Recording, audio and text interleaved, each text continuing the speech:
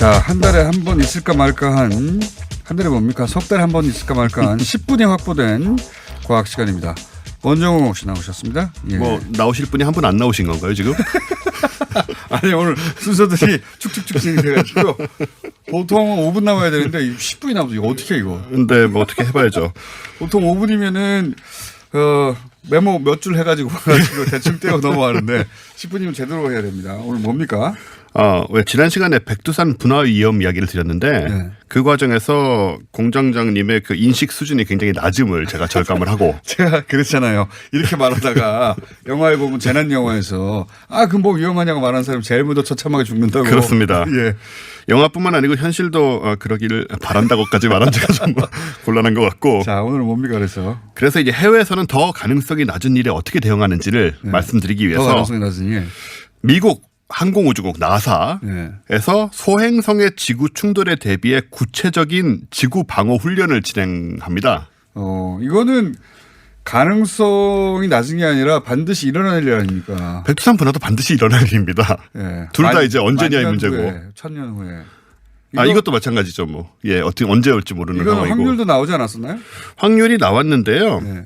지금 가장 확률이 높은 게 2135년에 2700분의 1이에요. 135년에 2700분의 1 충돌 가능성. 높죠. 2700분의 1이면. 그리고 앞으로 100년만 있으면 벌어질 수도 있잖아요. 예, 근데 2700분의 1이니까 네. 백두산이 이거보다 낮은 게 아니에요. 지금 백두산 얘기가 넘어가면 안 되는데. 100년 이내에 될까요? 그건 모르죠. 그건 모르겠네요. 모릅니다. 저처럼 말하면 꼭 처참하게 죽습니다. 자, 그런데 마치 우리나라 뭐 을지훈련이나 민방훈련 하듯이 훈련을 하겠다는 뜻입니다. 이게 이제 확인된 내용인지 모르겠는데 네.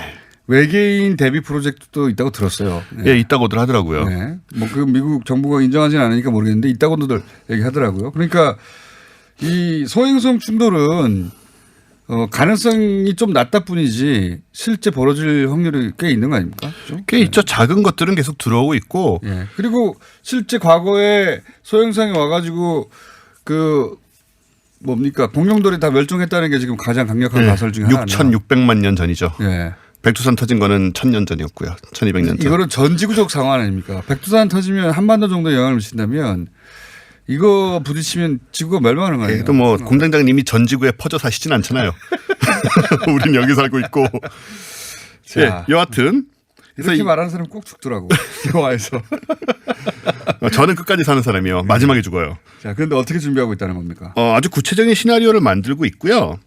그래서 지구의 잠재적 위험이 될 수 있는 소행성을 하나 상정을 합니다. 네. 실제로 있는 건 아닌데 2027년에 지구 충돌 확률이 100분의 1에 달하는 소행성 하나 상정을 해요. 100분의 1은 진짜 굉장히 높은 겁니다. 굉장히 높다. 예. 이 100분의 1이 국제사회가 충돌 위험에 대비하기로 합의한 기준이에요. 100분의 1짜리가 발견되면 국제사회가 전부 공조해서 이거 대비를 해야 됩니다. 200분의 1이라도 전 인류가 공조해야 될 것 같은데. 아마 그렇게 되겠죠? 예. 이 모의 훈련은 닷새 동안 진행이 되고요. 예. 어떻게 근데 모의 훈련을 한다는 거예요? 지구를 덮치면 끝장날 수 있는 크기가 날아오는데. 물론 이제 크기가 굉장히 다양하기 때문에 물론 그 공룡 때처럼 공룡 때는 이제 10km짜리 지름이 왔다고 생각을 하거든요. 10km짜리로 10km짜리가 오면은 이제 우리 생물의 99%가 죽게 되는 그런 상황인데 겨우 10km짜리인데. 그렇죠. 10km짜리인데도 엄청나고요. 네. 만약에 근데 1km짜리 뭐 100m짜리 이런 것들이 떨어져도 굉장히 큰 재앙이 생기는데 그렇겠죠. 이건 이제 인류가 괴멸할 정도는 아니지만 네. 이런 상황에서 얼마나 피해를 줄이느냐 그리고 얼마나 살아남느냐라는 문제가 되는 거니까. 영화 보면 뭐 가가지고 핵폭탄 터뜨리기도 하고 뭐 쪼개기도 하고 여러 그 얘기도 지금 드리려고 했는데 그런 것도 준비하고 있어요 미국이. 실제로? 심지어 실험 테스트 계획이 있습니다 구체적으로. 그 큰 거를 핵폭탄으로 쪼갰더니 예. 여러 군데 날아가서 더 많은 사람이 죽는다 이런. 예, 그 위험이 실제로 있고요, 그것도. 그 아마겟돈 영화 같은 경우에는 네. 그 핵폭탄을 너무 이제 한 100m인가 200m 정도 깊이에서 굉장히 큰 거였는데 그래가지고 실제로 그렇게 쪼개지지 않는다는 게 데이터로 나와 있고 그래서 이제 핵폭탄으로 터트리는 것보다는 뭔가로 부딪혀서 네. 방향을 바꾸자라는 지금 이거와는 별개로 또 준비가 돼 있는 게 지구상에서 그만한 물질을 만들어서 날려가지고 날아오는 소행성 방향을 튼다고요? 로켓을 쏴야죠. 로켓을 쏴서 작은 거는 로켓을 부딪혀가지고 아주 조금만 각도를 바꾸면 되거든요. 멀리 있는 경우에는. 멀리 있는 경우는 예. 그렇죠. 아니면은 정말 핵폭탄으로라도 터뜨리거나 해야 되는데 지금 준비되는 건 뭐냐면 이거랑 별개로 나사가 이 스페이스X 예. 일론 머스크의 예. 하고 같이 지구를 향해 오고 있는 소행성 디디모스란 게 있어요. 예. 얘는 800m짜리인데 꽤 큰 거고요. 예. 얘를 또 돌고 있는 조그만 달이 있습니다. 와중에. 그것도 800m짜리 돌고 있는 위성이 있어요. 170m짜리 지름. 조그만 게 따라오고 있어 돌면서. 신비하네요. 예. 얘가 디디문이거든요. 디디모스의 문이라고. 이름이 약간 1km도 안 되는 소행성이 있고 그 소행성도 100m짜리 달을 다 가지고 있다. 예, 끌고 오고 있어요. 참. 얘한테 부딪혀서 지금 얘 디디문을 궤도를 바꿀 수 있느냐를 2022년 10월께 충돌시킬 계획으로 내년쯤에 로켓을 발사할 계획이 있습니다. 그러니까 소행성이 아니라 소행성에 딸린 달을 네. 100m짜리를 부딪혀서 예. 그 100m짜리 궤도가 변하는가 한번 보자. 그죠. 큰 거는 좀 어려우니까 작은 거라도 시도를 현재 해보고 기술 수준으로 그 정도는 된다. 될 거라고 생각을 하고 해보는 거죠. 그 얘는 지금 지구랑 부딪힐 확률이 전혀 없는 애고요. 근데 그걸로 일부러 실험해보는 일부러 해보는 실험 거죠. 결과 지구랑 부딪힐 확률이 높아지는 거 아니에요? 그렇기 때문에 확률이 전혀 없는 걸 해야 됩니다. 조금이라도 확률이 이런 거 자칫하면 이제 재앙을 끌고 올 수 있기 때문에 요거를 준비를 하고 있기도 하고 이 모의 훈련 같은 경우에는 지금 소행성 정찰 준비, 궤도 조정, 충돌 피해 예상 지역 주민 대피 등 전반적인 상황을 총망라한 그런 시험이 미국에서 됩니다. 하는 거면 미국 사람들만 피하는 훈련이겠군요. 그렇긴 한데요. 네. 일단 이게 규모가 큰 게 뭐냐면 미국의 연방재난관리청이라고 있습니다. 예. 이 연방 부처가 직접 이제 주관을 하고요. 유명하죠, 페마라고. 그렇죠, 예. 페마.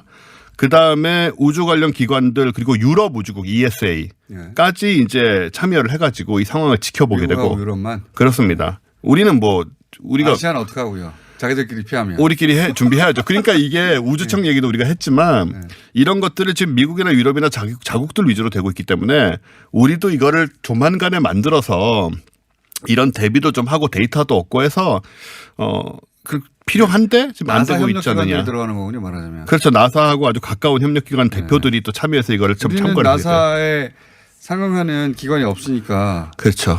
그 어려운 부분이네요. 예, 여기 사람 보내고 하면 또 저 출장비 들고 그런 것들도 잘 안 돼요.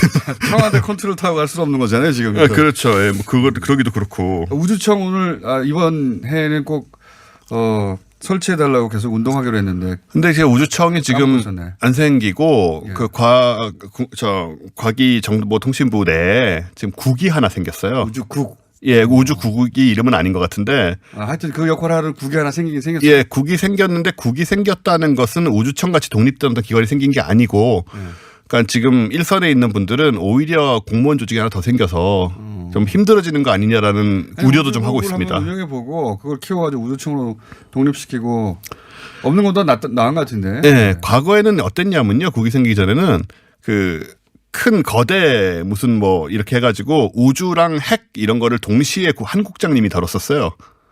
우리나라는. 예, 우리나라는. 그나마 그게 떨어져 나간 상태. 다른 나라는 나사나 청들이 따로 있는데. 예. 우리나라는 국장님 한 분이 핵하고 우주를 같이 동시에 다루는 우주에 대한 우리 인식이 그 정도였다는 거죠. 그렇죠. 그나마 이제 국이 생겨서 또 다행이라는 생각도 들지만 그런 상황이고요. 그러니까 지금 작년 말이든가요. 1년에 한 달에 한 번씩은 우주청을 만들어야 되는 이유에 대해서 설득하기로 했는데. 예. 잊어버리고 있었네요. 그래서 어쨌든 수시로 얘기를 해왔는데 이미 국이 여기 나와서 얘기해야지. 예, 국이 우리 저 팟캐스트로 많이 들으니까요. 100만 명 가까이 듣는 과학하고 앉아 있네라고. 자기들끼리 얘기하면 소용없어요. 일로 나오시라고 하시고 한 달에 한 번 몰라도 최소한 45일에 한 번씩은 나갑시다. 그러면. 그게 이제 국이 생긴 상황이라 또 청으로 바뀌기는 또 당분간은 쉽지 않지 않을까. 또 국민들의 열망이 또 국민들의 이해도가 높아지면 가능할 거예요. 네, 사실 계속 얘기를 할. 어쨌든 지금 미국에서는 아예 나사뿐만 아니라 재난청이 직접 나서서. 그렇죠. 예. 그리고 이번에는 백악관이 소방청, 또. 예. 소방청하고 다 합친 그런. 다른 기관들 다 합친 정도의. 그야말로 재난 컨트롤 타워죠 여기가 미국에. 그 재난청이 직접 나서서 우주에서 이거 소행성 떨어지면 어떡하냐. 이거 대비 훈련 들어왔다. 네. 네.